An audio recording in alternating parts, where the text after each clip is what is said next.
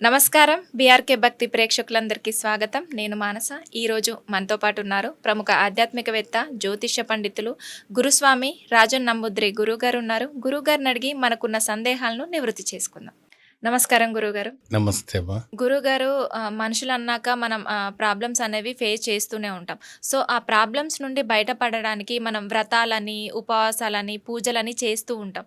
So అలాంటప్పుడు మనం అంటే ఎంత పూజలు చేసినా, ఎన్ని ఉపవాసాలు చేసినా, ఎన్ని వ్రతాలు చేసినా తలరాత మారని వాళ్ళు కూడా ఉంటారు. సో అలాంటి వాళ్ళు ఎలాంటి పరిహారం చేసుకుంటే కష్టాల నుంచి బయటపడొచ్చు అంటారు? కష్టాలు అనేటప్పటికీ ముందుగా శ్రీ మహాగణపతి దేవతోప్య నమః. చూసేవంటి వీక్షబంధుకు నమస్కారం. అంతకు మంచి జరగాలి. కలియుగములో కష్టాలు అనేది చాలా సహస్రోద్యమ.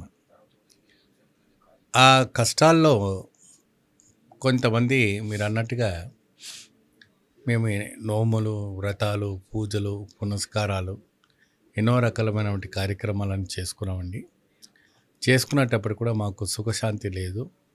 అనేక రకమైనటువంటి నరదృష్టి, నరఘోషతో మేము ఇబ్బంది పడుతున్నాము.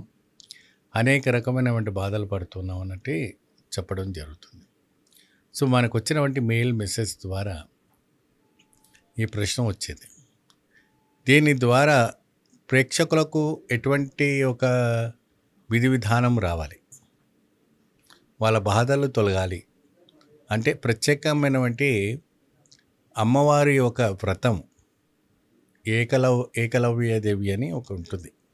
దశమహావిద్యలో అమ్మవారు ఒక ఏకలవ్యదేవి, అంటే వారాయినికి చెల్లెలు ఏకలవ్యదేవి. ఈ ఏకలవ్యదేవి అమ్మవారిని పూజించుకోవడం ఏంటంటే ఈమెకి ప్రతిరూపం ఉండదు. ఈమె ఒక వాయు రూపంగా ఉంటుంది. వాయు అంటే తెలుసు కదమ్మా, గాలి రూపంలో ఉంటుంది. కాబట్టి ఈమెను ఏం చేస్తారంటే అమ్మవారిని కలశ రూపంగా ఆహ్వానం చేస్తారు, ఏకవీరదేవిని. ఆ ఏకవీరదేవిని చక్కగా కలశంలో పెట్టి ఆహ్వానం చేసి ప్రతిష్ఠ చేసుకొని ఈమెని 7 వారాలు వ్రతాలుగా మనం పూజిస్తూ ఉండాలి. ఈ అమ్మవారిని పూజించేటప్పుడు, అలంకరణ చేసేటప్పుడు 7 పసుపు కొమ్ములు, 7 ఒక్కలతో ఈ అమ్మవారిని మనము ఆరాధించాలి. సో ఆ ఏకవీరదేవిని ఆరాధించడం వల్ల అతీంద్రియమైనటువంటి శక్తి రావటం అనేది జరుగుతుంది. దీంట్లో అమ్మవారికి ప్రత్యేకంగా దీపారాధన చేయాలంటే ఒక రకమైనటువంటి ఒక దీపారాధన ఉంటుంది.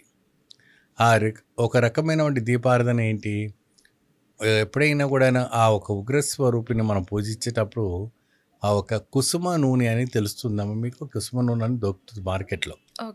ఆ కుసుమ నూనెని చక్కగా ఒక ప్రమిదలో పెట్టుకొని దాంట్లో ఆ కుసుమ నూనె వేసి వత్తులు పెట్టి చక్కగా తూర్పు ఉత్తర ముఖాన పెట్టుకుంటట్టుగా మనం ప్లాన్ చేసుకోవాలి. అలా చేసుకుంటే చాలా వరకు అరుదుగా చాలా విశేషమైనటువంటి ఫలితాలు రావడానికి జరుగుతుంది. దీనికి వ్రతంగా ఏకభుక్తం సేవించాలి, ఏకభుక్తం చేయించాలి.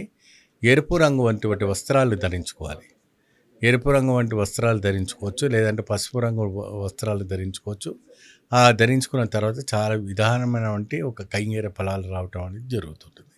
అతీంద్రియ శక్తులు అనేది రావటం జరుగుతుంది ఈ యొక్క ఏకవీరదేవి వ్రతం చేసుకోవడం వల్ల. ఈ యొక్క కలియుగంలో ఈ యొక్క శక్తిని మనం పూజించుకోవడం వల్ల మానసిక ఒత్తిడి నుండి బయటపడుతుంది.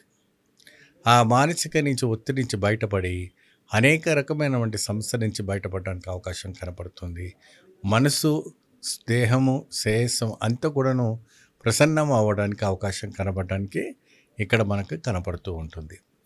నైవేద్యం అనేటప్పటికీ ఇక్కడ బెల్లం నైవేద్యం పెట్టుకోవచ్చు. ఆ నైవేద్యం పెట్టినటువంటి బెల్లాన్ని మీరు చక్కగా ఆహ్వానం చేసి స్వీకరిస్తే చాలా అతిరిక్త ఇంద్రియ శక్తులు రావటం, ఇతర ఒక ఫలాలు రావటం అనేది జరుగుతుంది. ఓకే గురుగారు, కష్టాల నుంచి బయటపడడానికి చాలా మంచి పరిష్కారాన్ని వివరించారు. ధన్యవాదాలు. నమస్తే.